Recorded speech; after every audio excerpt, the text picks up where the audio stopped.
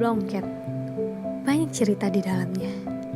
Diwariskan dari nenek moyang sejak masa Kesultanan Palembang Darussalam.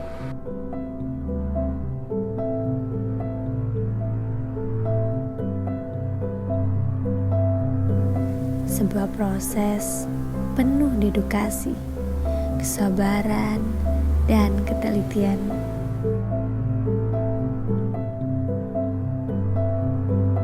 Setiap titik, setiap garis memiliki banyak cerita.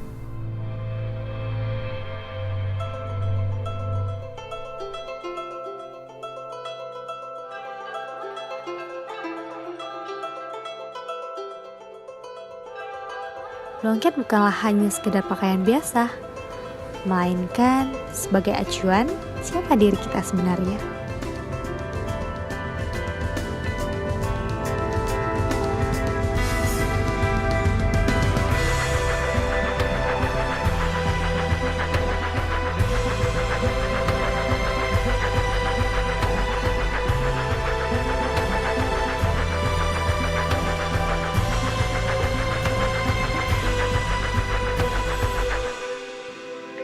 Akankah blongket ini bisa bertahan ke generasi kita, anak-anak kita, bahkan cucu-cucu kita nanti? Entahlah. Yang pasti, video ini adalah bentuk dedikasi kami untuk kelestarian blongket yang akan datang.